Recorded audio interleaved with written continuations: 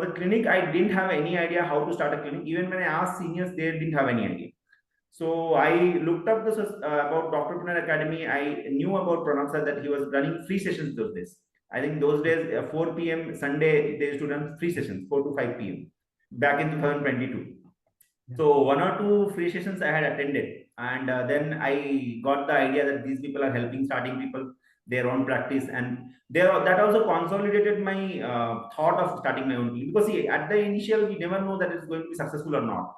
So to somebody, you have to have some backup, like some thought backup also, that okay, somebody else is also doing this, or this may be a logically correct idea to leave hospital and start practice.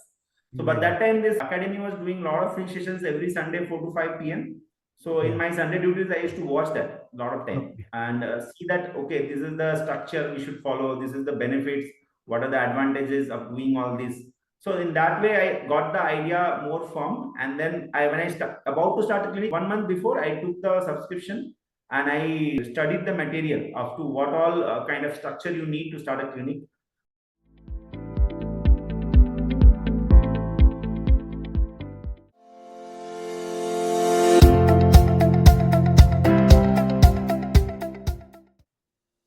Hello and welcome to this another episode of Hall of Fame interviews, and today we have with us Dr. Sandeep Gupta.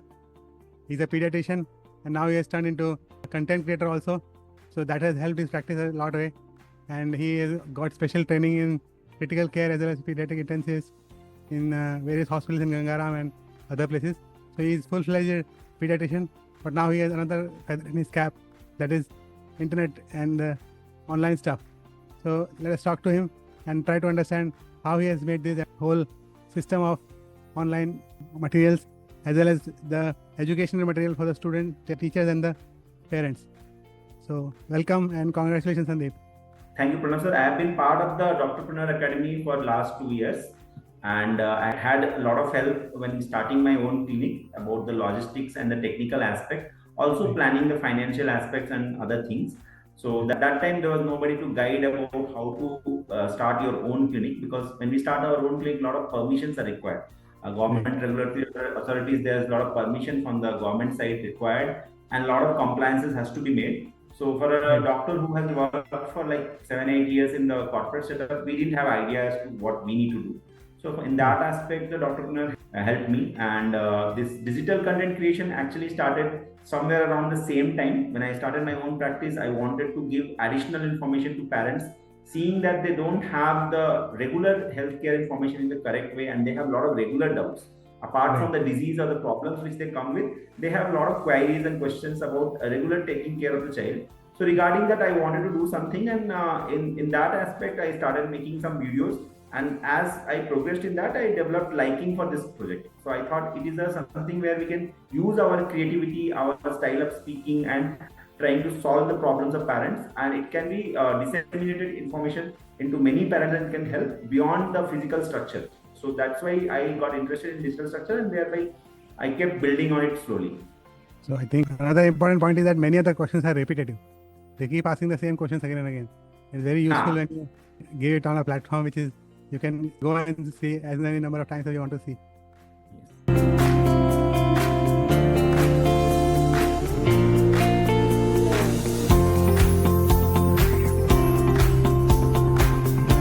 So tell me about your background. Where did you study and all those?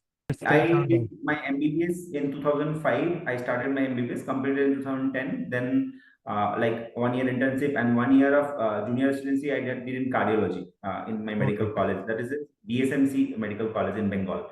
Then after that, I did the MD in pediatrics 3 years from 2012 to 15, again in the same college, DSMC Medical College. And then 2015, after passing MD, I came to Delhi. In Sir Gangaram Hospital, I did pediatric emergency training.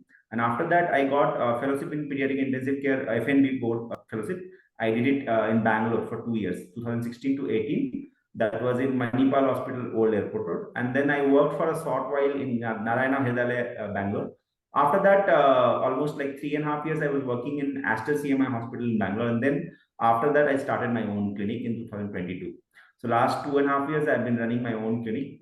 And that has been a very good journey for me. So last 2.5 years since I've started my own clinic, it's been more liberating, and earning wise also it is tremendously rewarding. since I've started my own clinic.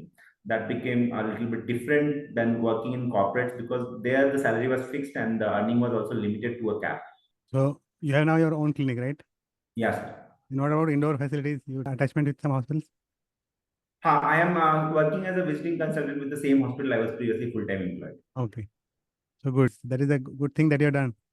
Your independence is now guaranteed. No. So I am a faculty for the pediatric ICU program as well as I'm a visiting consultant over there. So I admit my patients and then manage them. So what was your challenges when you start your clinic? You want to share First of something? all, we actually working in corporate, then nobody knows us. Mainly they know the hospital. So to get a name for yourself, to establish your own name, that's the biggest challenge. Means Right. if patient doesn't know you, then how they will come to you? So that's the biggest challenge to get the enough number of patient to leave the job and start your own practice. That's a big step. So because Yeah. a full-time job means a full-time salary will come and a Yeah. fixed salary will come. That is Guaranteed. like a insurance. So, but when you Yeah. start your own practice, you don't know how it will turn out. Whether in a tier one city like Bangalore, which is like crowded with so many of doctors and there are very good facilities always already there, like big hospitals are there, big brands are there, and old pediatricians are there, senior pediatricians are there who are actually 10, 20 years senior to us. So starting a new practice in this city is a challenge because you don't know whether it will be successful, so there will be doubts. So that is the one of the biggest decision which has to take, that whether I'm leaving the full-time job means the earning has to be compensated by my practice. Now practice, it takes time to build. Always practice will not be a smooth journey always. It's not a linear journey. It goes up and down. So to establish that practice and let the people be aware about my presence, it took some time. I took 1 year time to establish a practice and establish a system where patients are satisfied by me. The care which I am giving is to their satisfaction, because in cities, top tier cities, the people expect a lot of care, a lot of support from the doctor and similar kind of empathy, and they treat you as same level of people. They don't just blindly trust you, Hmm. they just trust you on your merit. So that Right. is a huge challenge in a city like Bangalore for a like relatively younger doctor. Means when we started, we were having seniors who are 10, 15 years senior to us already practicing. So that way it's a challenge.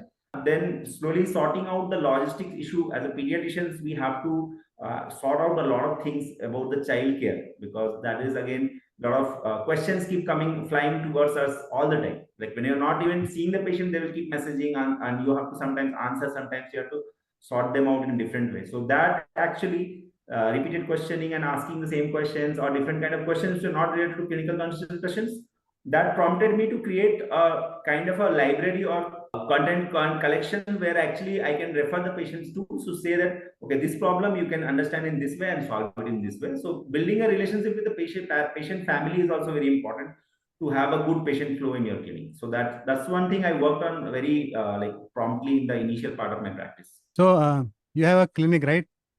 Yes, So sir. it is a rented setup or you bought it? It's a rent. Okay. So how did the taking on rent and going slow help you? No, renting is easier because at any point of time it gives you flexibility to even change the location of the clinic. First of all, if you start in a particular area, you don't know how many patients will come in that area or if any problem happens. That is one thing, and financially it is not a big burden. You have to spend a little amount of money, and then you can spend more on your own interior setups and all those things. Otherwise, having unless you have your own already, buying a new setup for a new practice is not a good idea. Always we should rent initially, establish the practice, and if it is established practice, then later I think we can buy if you are sure about it. So I think Great. this stage also I felt that okay, renting is much easier, and it's flexible. It gives you flexibility and peace of mind also, that if it is not working, then you can change location and try a different thing also. So did you do some market research or how did you select the location? So that I did the market research because I previously used to live in an area where there was a lot of pediatricians. So I tried to find a location in Bangalore which was upcoming and it was not still crowded by a lot of hospitals or pediatricians in that way.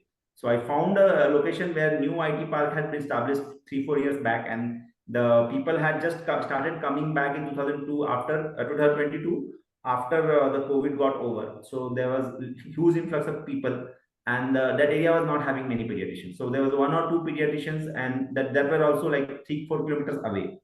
So at least that much gap was there. So that like 5 kilometer radius, there were not many pediatricians, 1 or 2 pediatricians. So in that way, that research I did, I found out that this area there's no pediatrician. So immediately after getting a good pediatrician, there are a lot of crowd. So I didn't actually have to wait for patients to come. So the moment I started my clinic, I had enough patients. So that was like a very easy thing for me. Luckily, it happened, but the research was done. I had pointed out that there's no big hospitals, pediatric hospitals in that area, like the Cloud9, Motherhood, OVM, or Big or Rainbow, like these hospitals were not there.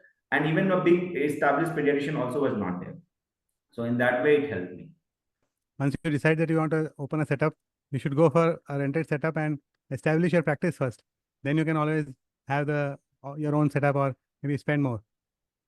Initially, because the footfall will be limited, you will also be not worried about the EMI and a lot of burden on your head.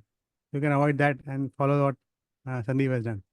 So Sandeep, what is the specific challenges which you faced in your practice, and how did you decide that now I should go online and do some YouTube channel and other online marketing and stuff? One more thing which I did is initially I kept the fees to like at par with the competitors. Okay. So although initially when I was not having my own clinic, I was charging a little higher. But then when I started my own clinic, I kept the fees to a normal level where more and more number people could afford. And then after a year and a half, I increased the fees. So first 1.5 years, I kept the fees to a low level so that I had a large patient pool. Because if a large patient pool is created, then it creates a word of mouth. So that idea was there with me initially, although I felt that I'm charging very less for the skills or qualification I'm having. But then I understood that, okay, if I have to have a decent practice of large number of patients for sitting in like 7-8 hours per day, then there should be a reasonable number of patients. So for that, I charged less initially. And that actually led to a building up of a good patient pool. And then now what has happened after 2.5 years is there's a good word of mouth. So even if I charge and now increase my fees, the patient pool or the word of mouth is so strong that even if some 10%, 20% patients drop out, the patient pool will be maintained to have sufficient number of patients on a daily basis in the clinic. That is a great input from you. That you can start with a low charging amount and then build up as your practice is also build up.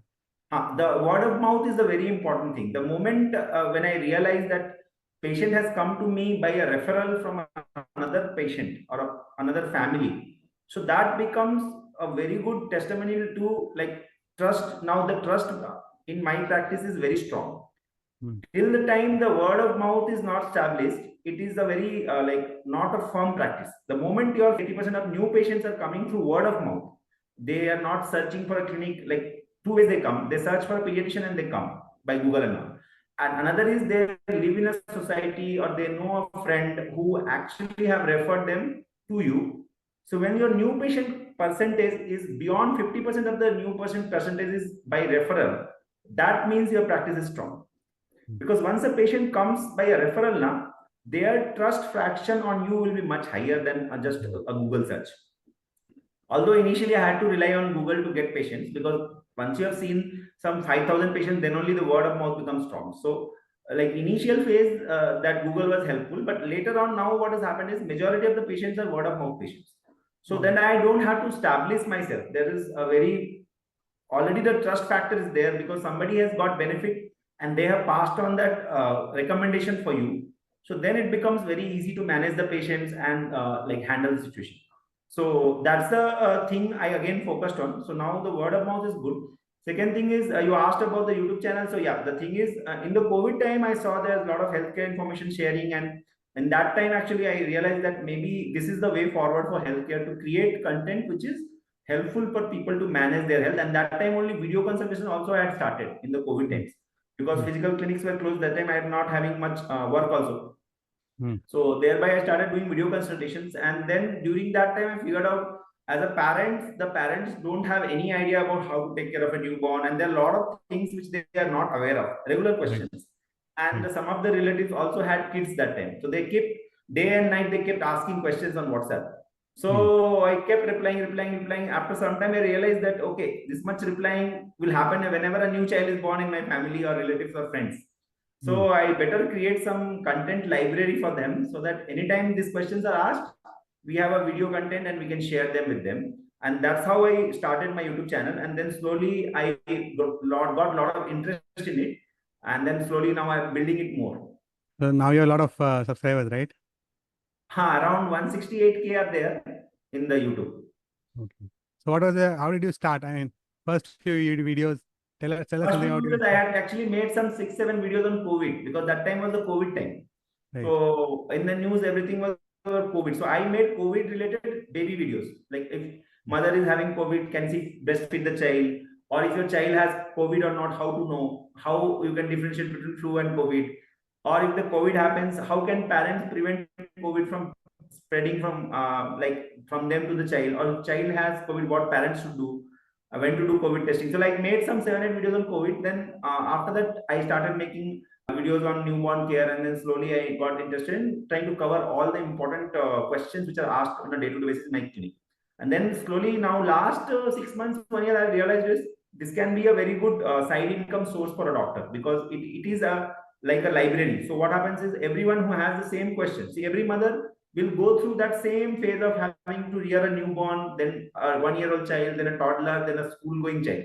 So the same cycle of questions will come into mind about every parent, and then these are repetitive topics, so evergreen topics. So once you have made a good video and YouTube has identified that this video is actually giving good information and people are liking that, so whenever another person searches on YouTube or Google, you know that Google and YouTube are the same company. So even in Google search, you will get the YouTube video. So whenever people search on Google or YouTube, and if that video is actually recognized by them as an important video, they will show. So that same one-time creation of the content will be giving you revenue over and over and over. Right. So like one time you create the content, and throughout your lifespan, it will keep coming as a pension kind of a thing. Right. So once your video is created and it is actually working, now not all the videos will work. To be very honest, only 20 to 30% of your videos will get very high views, because healthcare is not like a song or music or entertainment which will become hit immediately. But people who only need to watch will watch your videos. That's to be very honest. Like, it's not flattering. You will not become an overnight star or something, but definitely people need that information, and they find you credible or simple enough to understand what you're telling. Then they will watch over and over, and that can generate, although initially it will be a very minuscule amount of money, but slowly it builds up. That is truly said, that it is kind of a pension, and sometimes it can be greater than the pension also, because as the time passes by, your exponential growth is going to happen. So initially you just keep building. You might not have a lot of growth. It is like a bamboo tree. Suddenly, once something will be clicking for you, and then it will be, hard property. Yes, sir. True. Very true. So, tell us, were there any challenges when you started this YouTube journey? Sir. Basically, there are a lot of challenges. First of all, I don't have a setup. So where to shoot the video, how to shoot the video actually. And then when we started recording the video, I had to think the topic over and over as to what I am going to say in camera is to be seen by thousands and lakhs of people. So even a minor error of anything, spelling or even a representation, image also, or whatever I say, if it is factually not correct, then it can cause to very much multiplication of wrong. So that is the first thing which is came to my mind, that whatever information is put out there has to be purely accurate, and it cannot be extra information which can be misused. So that's why I don't make any informational videos on medicines generally. Apart from little bit ORS and paracetamol, I don't make videos on medicines, because people in India do a lot of self-medication. So I pledge to not make videos on medicines which people will start misusing. So apart from paracetamol, ORS, certain very basic medicines which are generally we tell parents to keep at home, I don't make videos on medicines and all. And then disease also I cover in a very simplistic way and give an understanding, and I always tell that, see, whatever happens, if beyond a certain level problems happen, you have to go to doctors. First thing was to be clinically responsible to the audiences and not to mislead people, which is the biggest problem with the healthcare information available on the internet. There are a lot of misinformation. Second thing is to get a proper editor took a long time, because general editing is very easy, people can understand, but for healthcare you need somebody who has little bit background in healthcare. So after 1.5 years or like 6 months, I got one editor who was a doctor. So he had done MBBS and he was preparing for PG.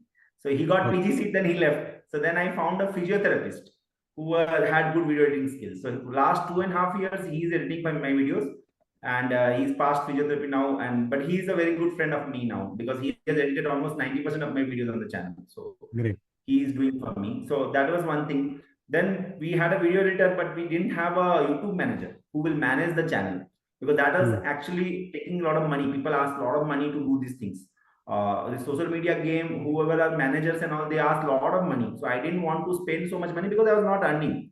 Initial 1.5 years, 2 years, there was no earning, 0 rupees, because I had not enough subscribers or views.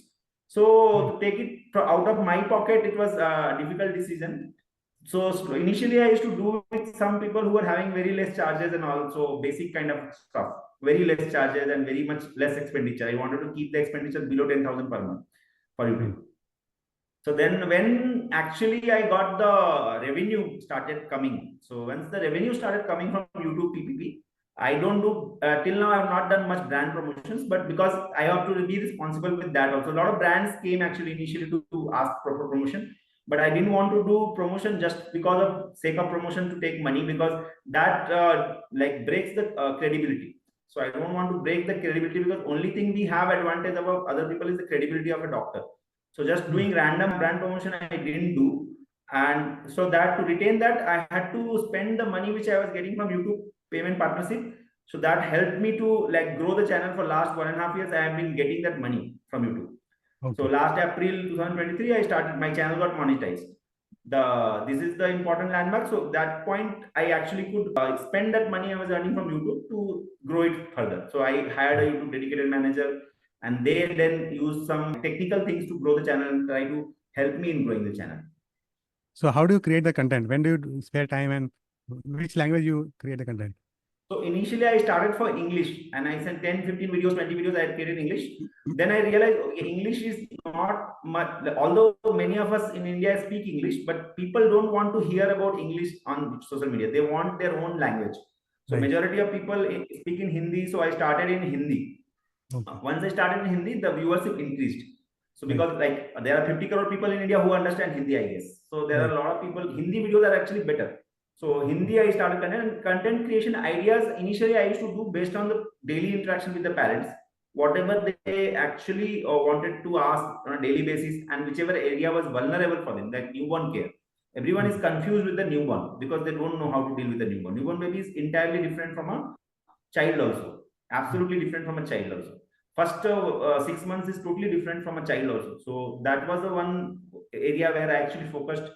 So content creation ideas were from there, and then slowly one technical thing we analyzed is as to what is being more searched in terms of childcare in channels or in the YouTube. So from there we did some SEO research, and the team does for me. So that help came there onwards. So regional language always helps. Yeah, regional language helps to grow the channel very fast. That is how it is.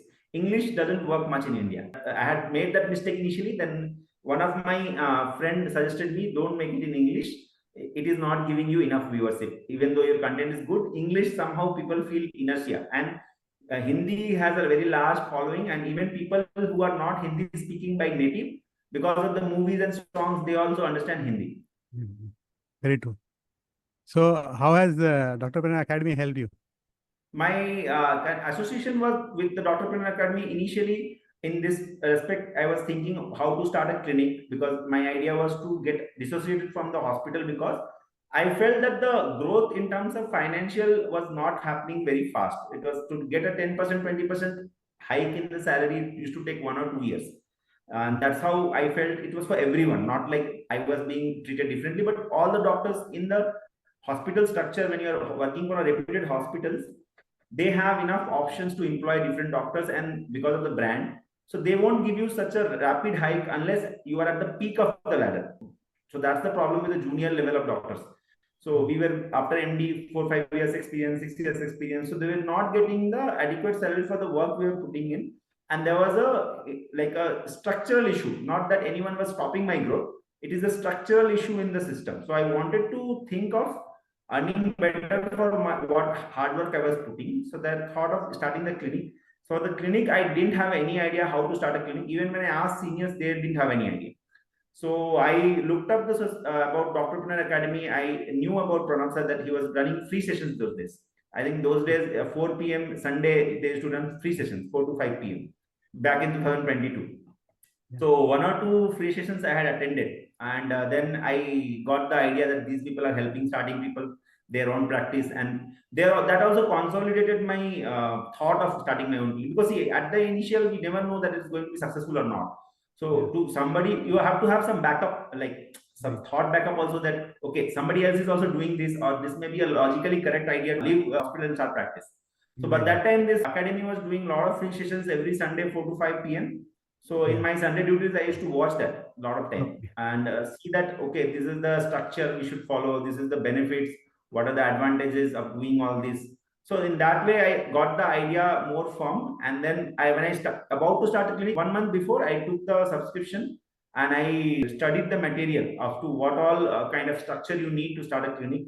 And then what is the need for a multi-specialty clinic in terms of legal permissions and the authorities wise government, what permissions were required. And then I did a one free doubt clearing session with you guys, Pranav sir and Amit ji.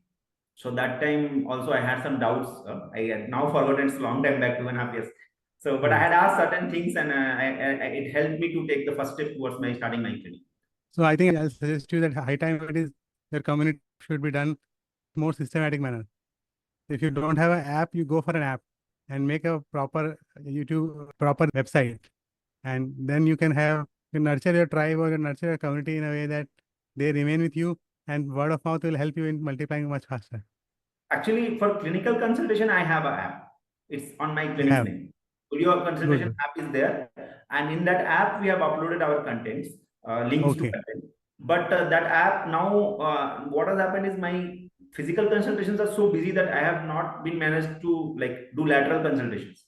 Clinic में इतना भीड़ है कि वो बाहर से clinic के सामने जो लोग क्यू लगा के खड़े हैं बैठ के वहां पर, उनको छोड़ के वीडियो कंसल्टेशन करना अब मैंने थोड़ा कम कर दिया है. मतलब unless it is a special request by somebody who I know and caring for a long time, I generally now avoid video consultation. One more reason is now COVID is out of question. Children, no, we have to see, like children cannot communicate that well. We have to physically examine to understand what is the problems, and parents also cannot actually tell what is the child going through. We have to see them physically to understand what level of problems they're having. So that is my personal take. So now video consultations I have little bit reduced from the previous time, and now mostly my clinics are so busy both the time that I don't find enough time to do video consultation unless it's specific request by somebody who are very close, and that way only I do video consultation. Who are actually very understandable people, only I do video consultation. App is there, and for appointment booking and everything, app is there. But for digital platform, the YouTube and all, I have not created an app. Website is also there, but website, because I am not so famous now, so people actually come through Google, and my clinic's location is well known to everyone, so most of people come through word of mouth.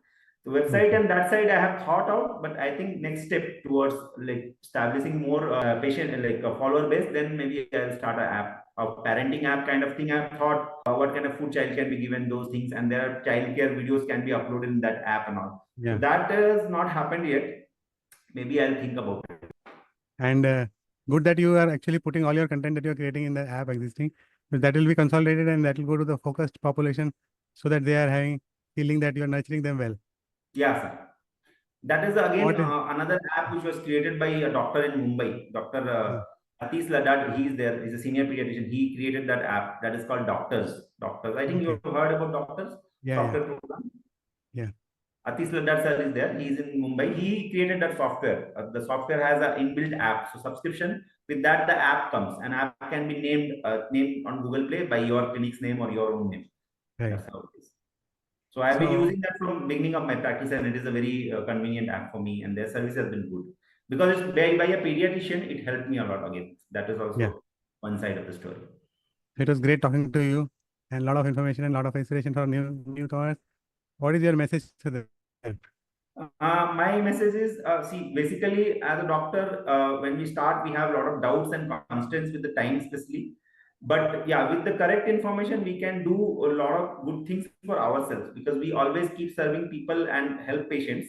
But for our financial growth, sometimes we have to establish our own identity. So that was the most important thing which took me the step to start the clinic on my own name and start the YouTube channel on my own name. Because unless your identity is established, your brand is established, you will not get the fruits of your hard work. Like how much ever hard work we do, the credit goes to hospital. Hospital takes the credit for all the hard work. So since when we start our own clinic or our own channel, the name or recognition comes to us, although the responsibility also multiplies several folds. When you are running a clinic on your own name, anything goes wrong, it will come to you, or all the headaches of financial and logistic management also will come to you. But that is worth it. After a certain period of time, once we establish a good system, it actually becomes okay. You can manage it after a certain period of time, but you see the growth very rapidly once you are independent of the system. Right. And after a certain level of experience, we can always think of establishing a independent practice, not full, but also partial. Like if you're working in morning times in hospital, certain hours, then you can have 2 hour, 3 hour practice in the evening also. Thereby, you will have a certain number of patients who recognize you separately. So that Exactly. over a period of time, once you become older, you will have your own patient pool. Because sometimes what happens, the hospital and doctors, they don't go along well. The hospital management changes, then they will not favor you. This kind of things a lot of happens. The friction between hospital and a doctor also happens. And when you lose out in a hospital where you work for 10 years, then suddenly you don't have anything to fall back upon. That's the problem. So that is also one thing I realized. I saw it happening to a few of the seniors. So that is also one thing played in my mind, that we should have our own patient base. So great, Sandeep. It was a great communication and great interacting with you. And if you want to learn how Sandeep did his online empire, I'll call in YouTube. How did he make it? So we are just starting. Nothing empire like. You can contact him, and we'll put his credentials below the video. And if you want to understand how we help the doctors and what do we do, so there is a link of the webinar which is given below. You can attend it and take the benefit out of it. Thank you so much, Sandeep. Thank you so much, sir. Thank you So much. Thanks again.